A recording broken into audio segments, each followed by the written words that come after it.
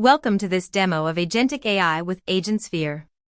In this scenario, we'll see how AgentSphere simplifies the process of creating an inventory transfer request in SAP Business One. The user begins by logging in and prompting AgentSphere to create a new inventory transfer request. AgentSphere instantly opens the inventory transfer request form and guides the user step by step. The user enters the posting date for the transaction. Next, the user selects the from and to warehouses for the stock transfer.